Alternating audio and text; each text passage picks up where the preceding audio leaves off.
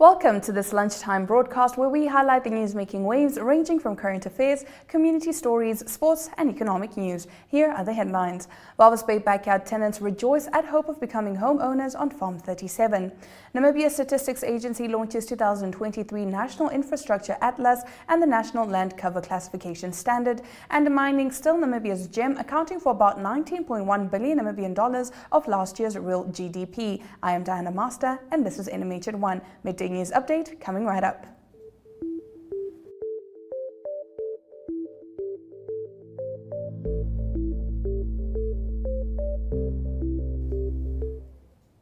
There were sounds of jubilation in Walvis Bay yesterday when residents known as the Walvis Bay Backyard Tenants rejoiced after the Municipal Council gave them a token of hope to be homeowners in portion 19 of Farm 37. The 33-hectare piece of land will create urban for approximately 1,100 low-income residents in the harbour town. The Walvis Bay Backyard Tenants group aims to address the housing backlog issues in the harbour town. This video is courtesy of Sheldon Johannes.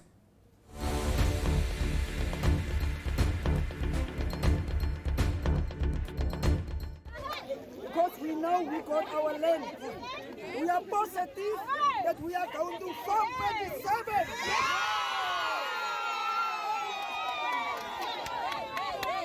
It's been really a long journey. We tried here and there. They tried to stop us, but the courage from the depth of our heart, we said we are going to make it. Together with our Gustavo, together with our Bombili, but most of the first is our God, the Lord who's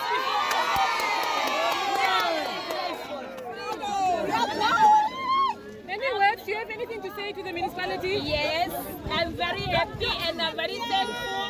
Now I have a hope that I'm going to have my own house, which is I even settle with my kids peacefully. I thank you a lot, municipality of Walvis Bay. Viva!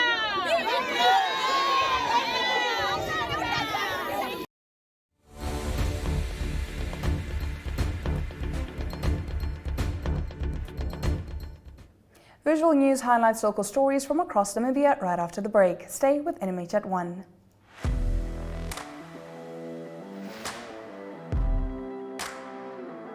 Hello and welcome to today's Sports Rep Show. I am your host, Jesse Jackson Kauraika.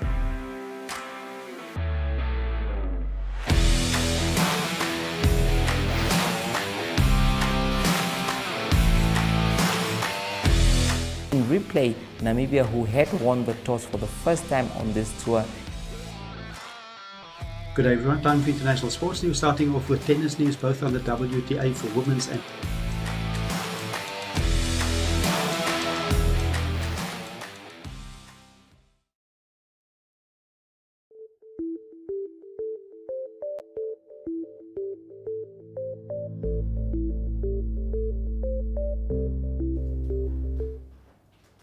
Getting into today's visual news clips, to provide basic locational information for major infrastructure development in Namibia, the Namibia Statistics Agency yesterday launched the 2023 National Infrastructure Atlas and the National Land Cover Classification Standard at Safari Hotel in Windhoek. The two-part event covered various areas of infrastructure, with the Atlas serving as a guide for evidence-based spatial planning, supporting governments at all levels to improve infrastructure for societal well-being. The National Land Cover Classification serves as a standard gazetted by the government to harmonize all official land cover classification maps in the country for harmonized spatial planning and national reporting. Salomo Hay, NSA board chairperson, introduces the Land Cover Standard and the National Infrastructure Atlas at the launch. Mario Ngula was there.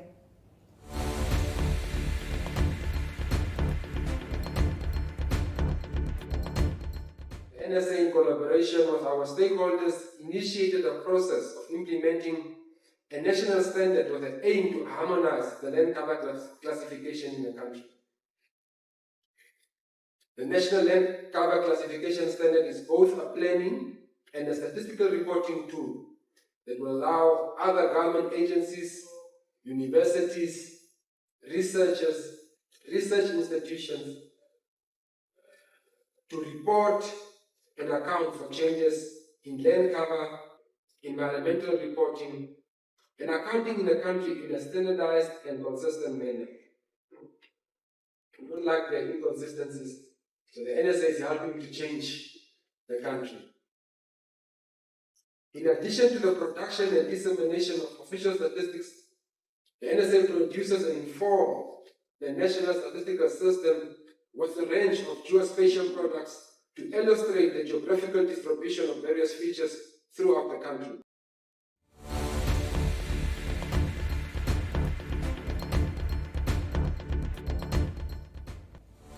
Stick around for our newspaper review segment that takes us into top stories in Namibia's daily newspapers. Neopaints has established a 67-year Namibian legacy, creating personalized paint solutions that blend quality and innovation for the Namibian people. We pride ourselves in being a 100% Namibian-owned company, investing in our country and our people by employing and empowering true Namibians. With every brushstroke, Neopaints commits to our quality guarantee and always delivering a coat of excellence. At Neopaints, we always stay true to our country. We are as Namibian as you.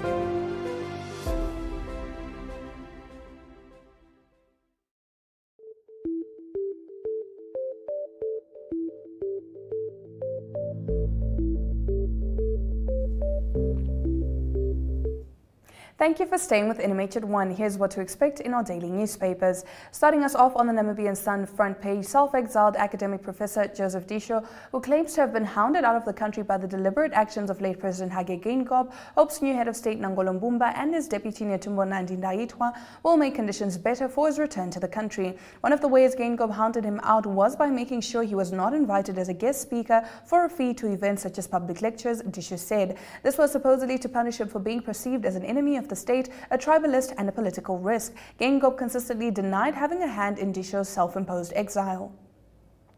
On the paper's page 3, high youth unemployment rates has forced many graduates onto the streets of Katima Mulilo in search of any type of work they can get. The recent commemoration of the country's 34th Independence Day might have temporarily boosted the economy of the town, but for those who are unemployed despite possessing qualifications, it is back to basics. The unemployment rate in the Zambezi region, according to Governor Lawrence Sampofu, stands at 42%. Moses Kambwela, a concerned resident of Katima Mulilo, lamented the lack of youth developmental programs within the town, saying that there are more unemployed graduates than available job opportunities. Moving over to the front page of the Republican, investors pumped almost 60 billion Namibian dollars into the Namibian economy last year, most of it in mining and exploration operations. Figures released yesterday by the Namibia Statistics Agency shows the country's gross fixed capital formation last year was about 25 billion Namibian dollars, or 74% more than in 2022. GFCF is the overarching economic term for investment. Out of the total GFCF of almost 59.8 billion Namibian dollars, almost 34.2 billion Namibian dollars flowed to mining and exploration. The Swakopmund Genocide Museum is getting ready to expand significantly and for a restoration project. Laidlaw Peringanda, the brainchild behind the museum, announced that funding from the German embassy and the government had been secured, which is a turning point in the museum's history. According to Peringanda, the imminent visit of a German delegation to the museum next month represents the beginning of discussions about cooperation and sponsorships. Peringanda intends to use the funding not only to expand the museum, but also to undertake the essential task of restoring the unmarked graves of the Swakopmund prisoners of the war from the years 1904 to 1908.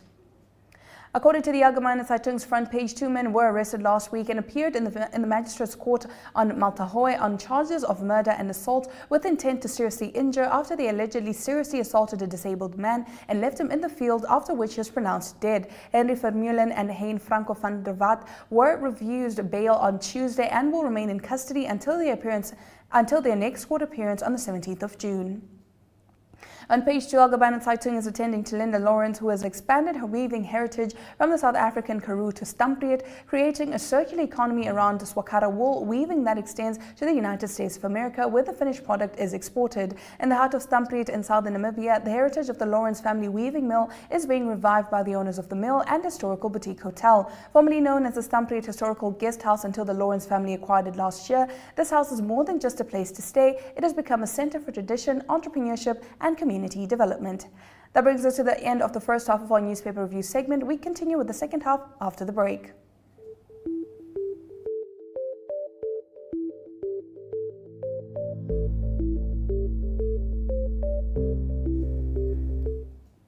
According to the Namibian newspaper's front page, the government is giving the widow of former Housing Minister John Pandeni a newly renovated house. The Ministry of Defence and Veterans Affairs has justified the decision to take the house from the Ministry of Education, Arts and Culture and allocate it to the late minister's wife Julia, claiming that she deserves it since she's a veteran of the Namibian liberation struggle. The house, estimated at $3 million Namibian dollars, is located in Windhoek's upmarket business and residential area in Eros.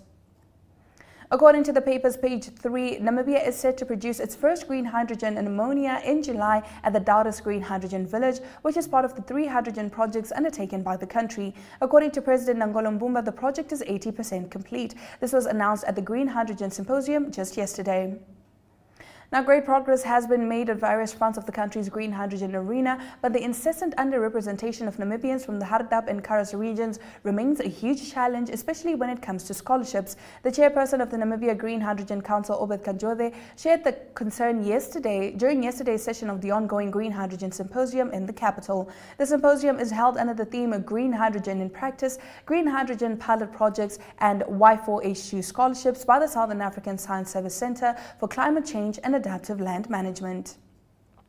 According to New Era's page 3, the fight over parliamentary seats between the United People's Movement and the Popular Democratic Movement has spilled over to the High Court. In an urgent application to be heard today, UPM wants the court to invalidate and set aside PDM's decision to withdraw its president Jan van Wyk and Frans Bertolini from the National Assembly. The party also wants the court to declare that the swearing in of PDM members Loide Ipinge and Katrina Benz is invalid and be set aside. Alternatively, should the court conclude that the withdrawal of its members from the August House was lawful, then it must order that the vacant seats be filled by 2 members of the UPM down the joint PDM party list as stated in their coalition agreement.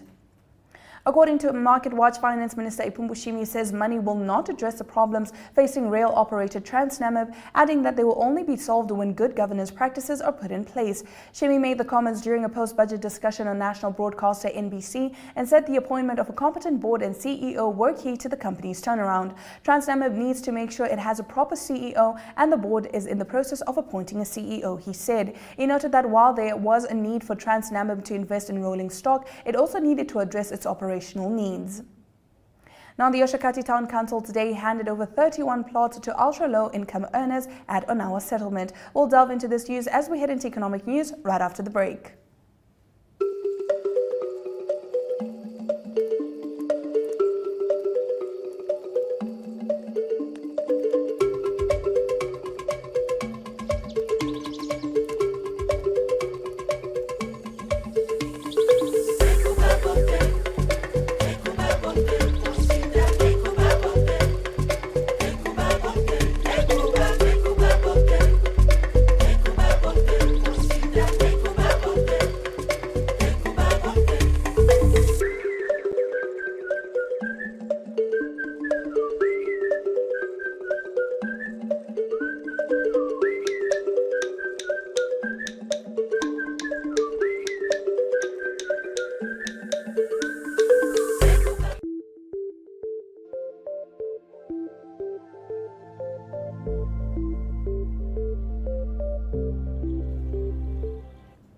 In today's economic news, the Oshakati Town Council handed over 31 plots to ultra-low income earners at Onawa Settlement last week. The 31 beneficiaries are part of a group of 289 people set to benefit from the plots, which were serviced by the local authority.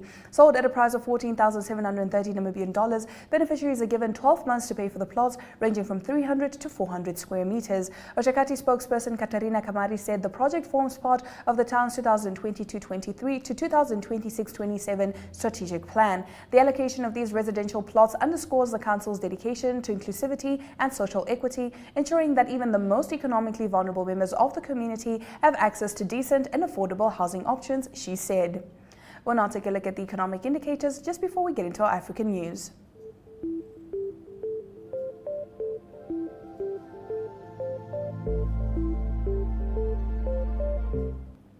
The Namibian dollar trades at 23.83 against the British pound, 20.46 to the euro, 18.91 to the US dollar, and 2 Namibian dollars and 62 cents buys you 1 Chinese yuan. Letego Holdings Namibia stocks and Namibia Breweries Limited stocks took upturns of 2.50 and 0.03% respectively, while First Rand Namibia stocks took a dip of 0.50%.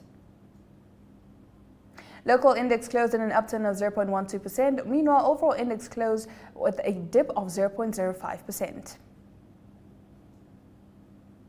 All commodities are down save for gold, which took an upturn of 0.60%, now trading at $2,192.70 per ounce. Hi Sonia. Hi Tiffany. What are you reading? I'm reading about the Child Care and Protection Act. In this pamphlet I got from school. What's that? It is Namibia's main law for the children and the issues affecting them.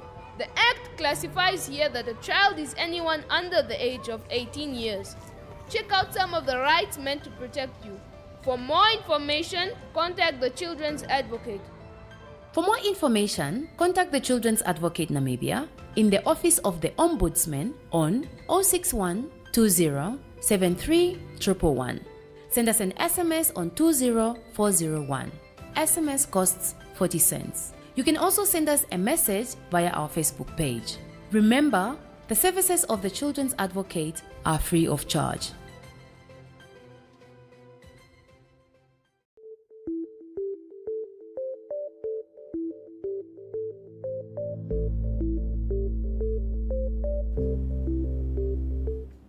We now expand beyond Namibia's borders to give you the latest news from the African continent here on NMH at 1. Lawmakers in Togo have adopted a new constitution that will see the country shift from a presidential to parliamentary system of governance. Executive power will rest with the prime minister, reducing the presidency to a symbolic role. Under the new system, the president will be selected by parliament for a single 6-year term rather than being voted by the public. Opposition parties boycotted Togo's previous elections and are poorly represented in Togo's parliament. As a result, this new constitution change was approved almost unanimously on Monday, with only one legislator voting against and one other abstaining from the vote. It is unclear if the new system will be enforced when the West African country holds regional and legislative elections next month. In 2019, Togolese lawmakers approved a constitutional change that introduced a 2-term presidential limit. As the 2019 constitutional change did not apply retrospectively, President Faure Gnassingbé, who has ruled Togo since 2005, was eligible to contest 2 more terms. Kenyan authorities on Tuesday began releasing the bodies of victims of a doomsday starvation cult almost a year since the discovery of mass graves in a grisly case that shocked the world. One family received 4 bodies that were loaded into a hearse from a morgue in the Indian Ocean town of Malindi as loved ones wailed, an AFP correspondent at the scene said. The remains are the first to be handed over to their relatives after months of painstaking work to identify them using DNA. Hundreds of bodies, including those of children, have been exhumed from the shallow mass graves discovered in April last year in a remote wilderness inland from Malindi. Self-proclaimed pastor Paul Ntenge Mackenzie is alleged to have incited his followers to starve to death in order to meet Jesus in what has been dubbed the Shakahola Forest Massacre. A number of 429 bodies exhumed between April and October last year have been positively identified through DNA profiling. Stick around after the break. We bring you our international news.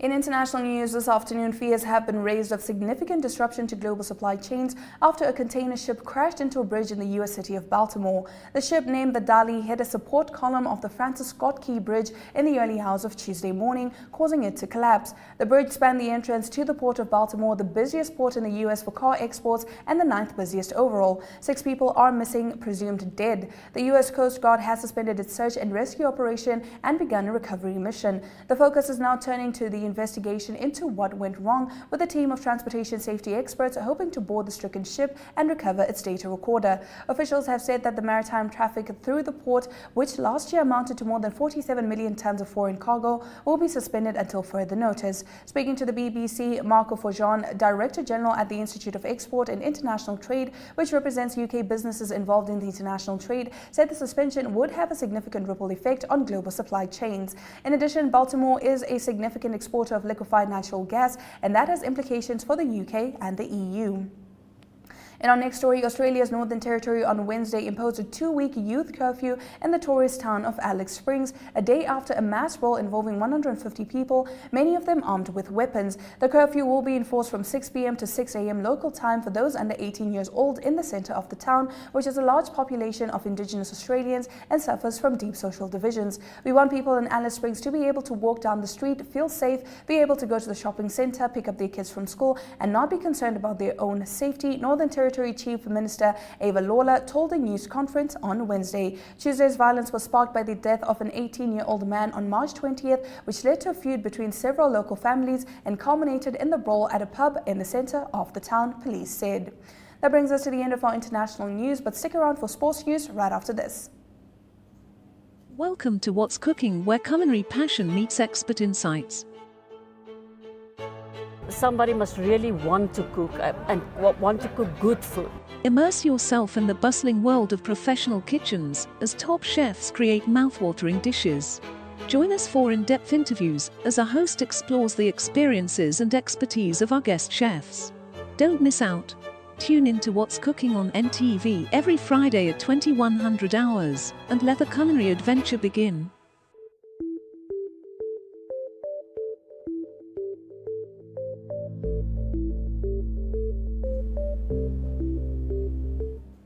In sports news this afternoon, the Namibia Under-17 football squad has been in training as they gear up for the first of 2 exhibition matches against the German regional team Westphalia. The matches are scheduled to take place in Swakopmund today and in Gobabis on Saturday at Legare Stadium.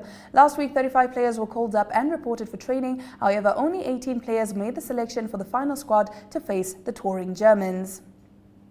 It was double delight for Zimbabwean cricketers as the African Games in Ghana concluded last weekend. 11 days after the women clinched gold in a thrilling final against South Africa, the Chevron men's team repeated their exploits by blowing away Namibia by 8 wickets in the final. Stick around because right after this, we get into our international sports news.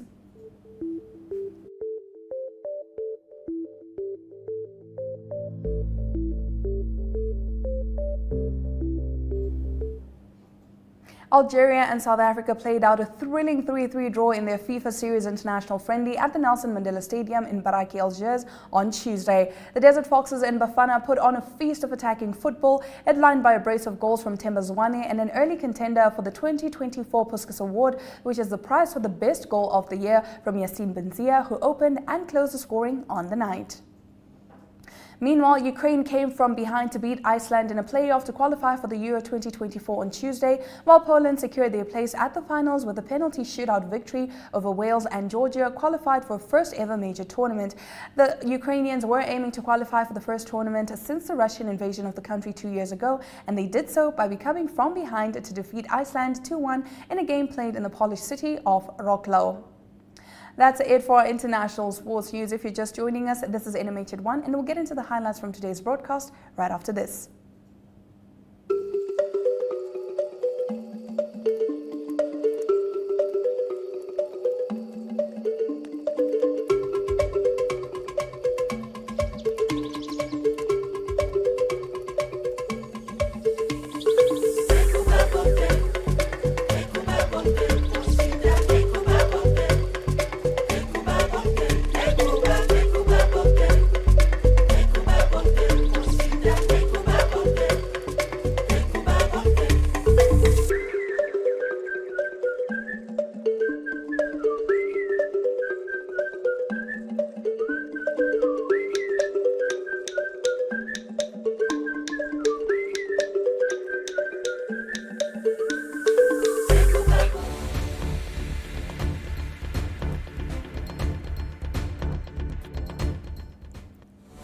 You're watching NMH at 1, and for those of you that are just joining us, here are the news highlights.